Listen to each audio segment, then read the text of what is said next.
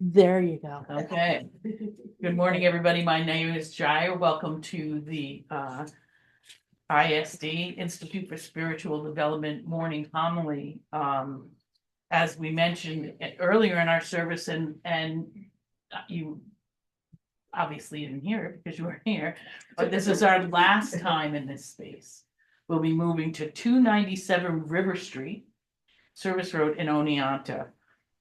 You can still join us at the link for Zoom, listed for Zoom, or you can hop on with us at isdoneonta.org. But please come and see our new space if you are close enough to do so. This morning, I would like to introduce our two homilists. We get two for the price of one today. Our two homilists to talk about the light of spirituality and service, Reverend Renee Ranke and Reverend Story Ducey. Go get it. I'll go get them. Okay, go get them. Gonna go get some. Uh-huh. All right, I actually am gonna start us out with a reading today. We don't always do this anymore, but I am gonna start us out with a reading today. And the reading is from the prologue to John's Gospel. So it's John chapter 1, verses 1 through 5. In the beginning, the Word already existed. The Word was with God, and the Word was God. He existed in the beginning with God. God created everything through him, and nothing was created except through him. The Word gave life to everything that was created, and his life brought light to everyone. The light shines in the darkness, and the darkness can never extinguish it. And that's the prologue to John's Gospel. Good morning. So, as Jaya mentioned, the theme of today's service is celebrating the light in all traditions and within us. So we're sharing prayers and songs from several different festivals of light. And I'm going to start off today's homily by talking about the Christian traditions. So the big one that we're getting ready for right now, Christmas. The preparation for Christmas that's going on right now, we're in the midst of it, is Advent. And then one of my favorites signals the end of Christmas, the Christmas season, and that is the Epiphany. Just love that word, Epiphany. Sounds like a bell, doesn't it? So, no one knows exactly when the historical figure of Jesus of Nazareth was born. So current historical scholars actually put the year somewhere between 6 and 4 BC. You'd think it would be like 01, something. It's not. And probably not on December 25th. Now, we all know that, and I always believed that date was set as a way to fit the holiday into the existing pagan festivals. But interestingly, there's another theory out there that I found. Apparently, the ancients believed that the lives of great men were associated with specific times of the year, and heroic figures in particular often died in the same month that they'd been conceived. So someone along the line may have figured out that as Jesus's death was placed during the Sabbath in March, counting forward 9 months from that, if that was when he was conceived, would bring us to December. So back to the light, we're all used to lights being part of Christmas, right? We can see Tom's tree over in the corner. You can drive down the street at night, see all of the lights. But the traditional story of the birth of Jesus doesn't really start out very full of light. He was born in a manger on a cold, dark winter night. And from a metaphoric perspective, that kind of makes sense. Jesus was not born into a quiet, calm, and peaceful world of light. He was born during a troubled and turbulent time in a troubled and turbulent place in the world, which still is troubled and turbulent, right? The ruler of the time, Herod the Great, was known for a bloody and paranoid rule. He executed his own son to make sure that his son couldn't take over for him. And we know from the Bible and from history that he systematically wiped out any infant males who might at some point be able to stake some type of claim to his power. So Jesus was born into physical darkness and grew up and ministered during a literally dark period in history. He was the word referred to in that reading by John. His life is what brought light. So Advent, and we're going a little backwards, right? Advent is where we are right now. It's from the Latin adventus, meaning coming or arrival. And it's the preparation period celebrated the 4 Sundays leading up to Christmas. Candle is lit each Sunday for a total of 4 candles, and they represent, it could be 5, because sometimes they put a center one for Jesus that they light on Christmas, but there's traditionally 4 candles, and they represent hope, peace, love, and joy. And it's very interesting if you ever look up about those candles, because they do actually the second candle is actually called the prophecy candle. So they all actually have different names to them and have different colors, but I'm not going to get into that anyway. Advent was traditionally actually a preparation for the second coming of Christ. In the beginning, it was always for the second coming of Christ. In the Middle Ages or so, it also became about preparing to celebrate the birth of the baby Jesus. So it was a look forward and a look back. Which leads us to the Epiphany. Now, the Epiphany is when the light is truly turned on. It's celebrated in Christianity after the 12 days of Christmas, or on January 6th. That's where we get the song of the 12 days of Christmas. And we often recognize it as when the Magi, or the wise men, followed the Star of Bethlehem to the Christ child. And someday you and I have to talk about that Star of Bethlehem. There is something interesting in the stars with that too. It also commemorates an event many years later when John the Baptist baptized Jesus and he announced himself as the Son of God, the manifestation of his divinity. Very important. Okay? Now, the word epiphany means to reveal or revelation. Interestingly, the same name as the last book of the Bible. And growing up Catholic, Revelations always scared me, as did the second coming of Christ. They were both kind of a scary thing, a kind of scary product. So where am I going with all of this? Well, when I was researching the word epiphany, because I love the sound of it, as I mentioned, I found an article on enlightio.com that states that an epiphany, and it just kind of sums exactly what I was thinking. An epiphany is a mind-altering moment that brings clarity among chaos. You know, I spent most of my life a little scared of the book of Revelations and a little scared of that second coming of Christ, like I mentioned. It always seemed like the end. But the more that I delve into this, the more silly that fear seems to me. If we look back to the reading that I gave you from John, his life brought light to everyone. The light shines in the darkness, and the darkness can never extinguish it. So maybe that second coming of Christ, our revelation, is that mind-altering moment of recognizing the message that Jesus brought to the world. Regardless of whether you believe him to be an avatar, a historic figure, or God, his message was that being human is divine. We each have a light inside of us, our tie to our source that can never be extinguished. And when we collectively begin to reach that epiphany, that's when his message returns to humanity and all of us. So we're all that second coming of Christ. And on that note, I am going to turn the space over to my friend Story.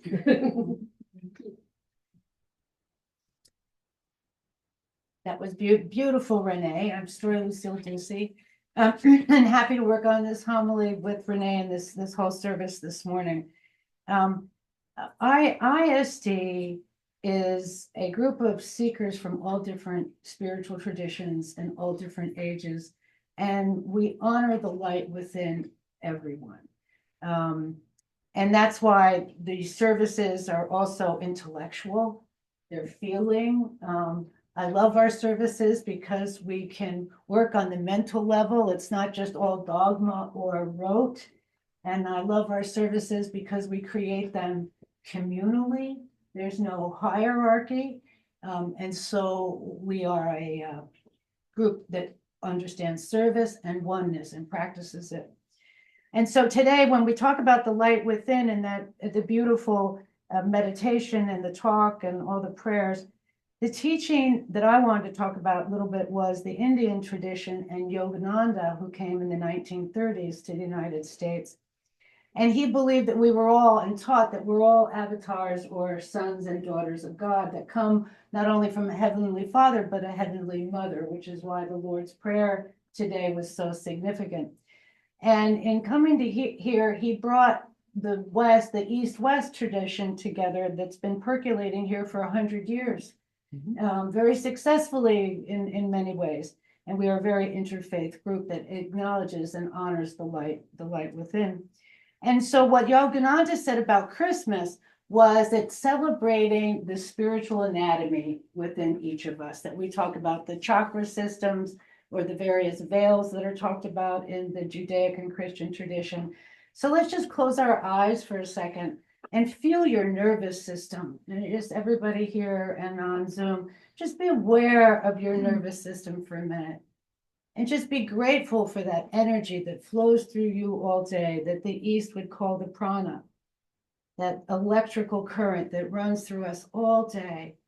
And just take a breath for a moment. This is the light within.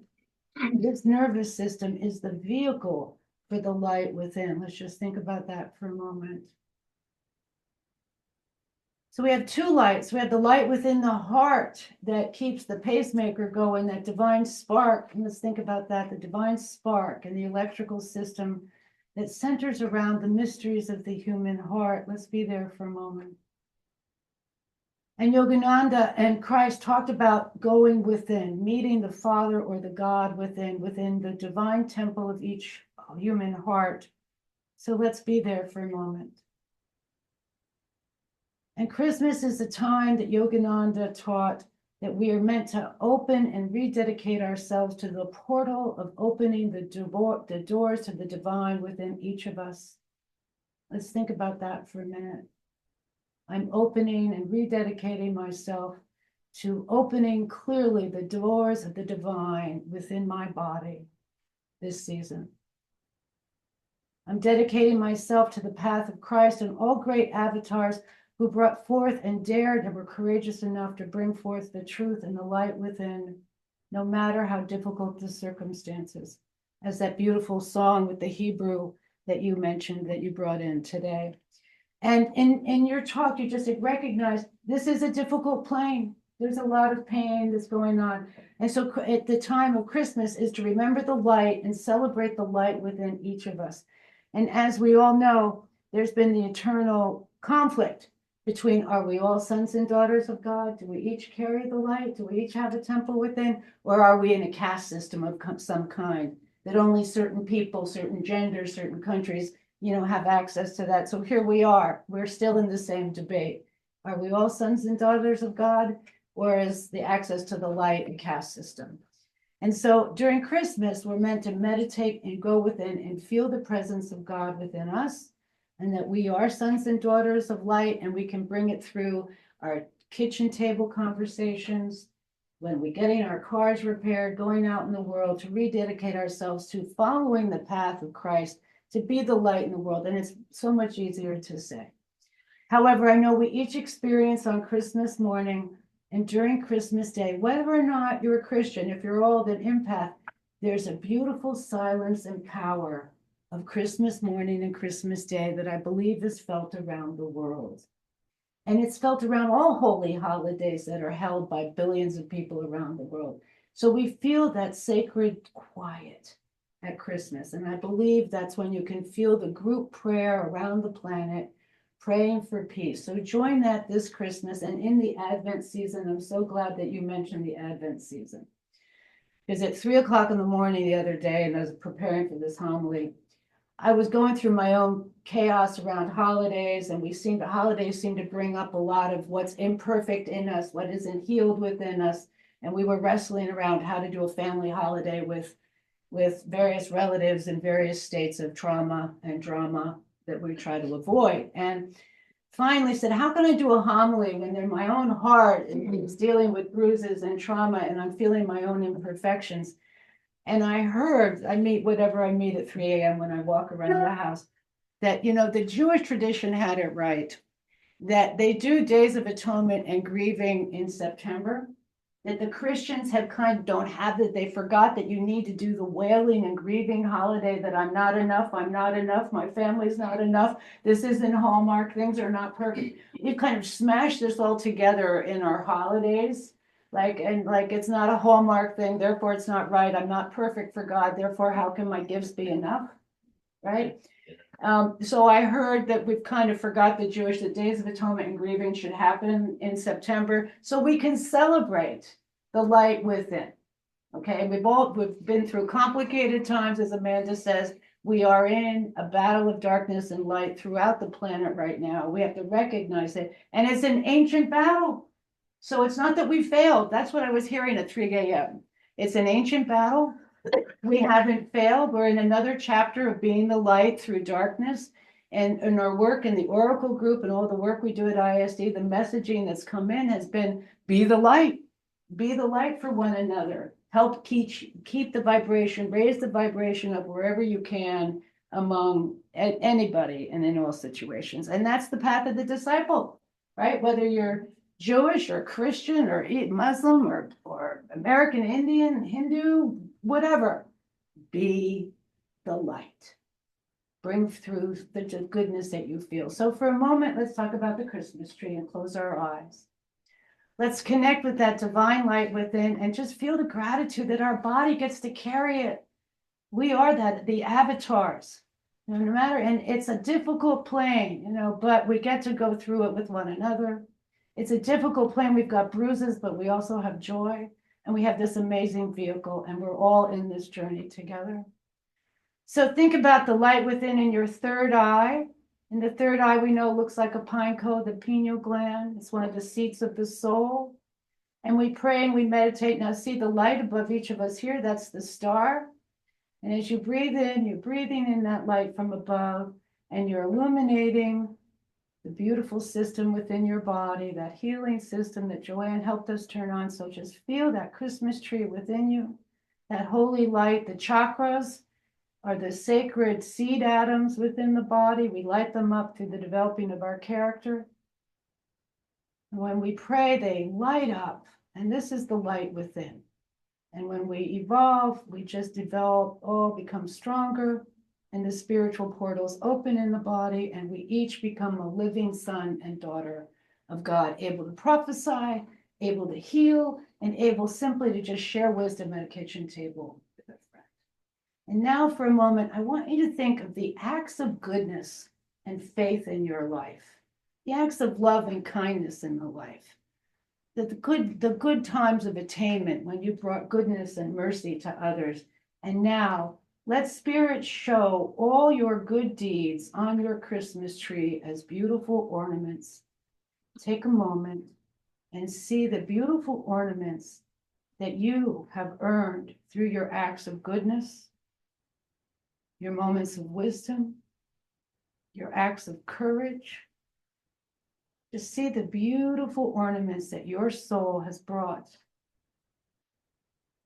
and attained in this life. The jewels of right action, right speech. Again, courage, faith. Beautiful. So see that light around you. See the jewels. See how Spirit sees you for a minute. See what you've attained, even in this battle between darkness and light. We're all spiritual warriors. And feel the goodness within you. Just the relief of feeling the goodness within you. And for a moment, feel the company of your relatives in spirit that join us through this holiday season, this heightened time of joy and reflection. Feel their gifts as they bring forward gifts to you today and through the weeks to come. Be aware of the gifts that you receive from Spirit, the non-physical gifts. and celebrate them. And practice giving those gifts to one another. And so then feel the gifts Spirit are giving you today. Look in your hands. What are they giving you? The gifts of Spirit, what are they giving you? And then in turn, give sacred gifts to your family and spirit, gifts of gratitude.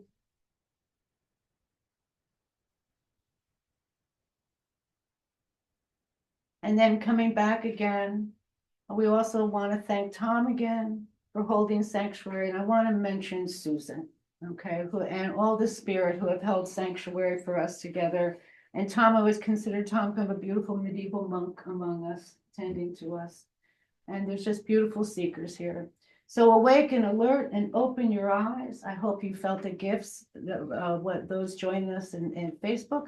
Come join us at ISD in our new space in Oneonta, or join us online with our classes on Zoom, and dare to be the light among one another this Christmas and Hanukkah and Diwali season. Be the light. Thank you very much. With that, we say adieu until we see you again. Okay. Thank you.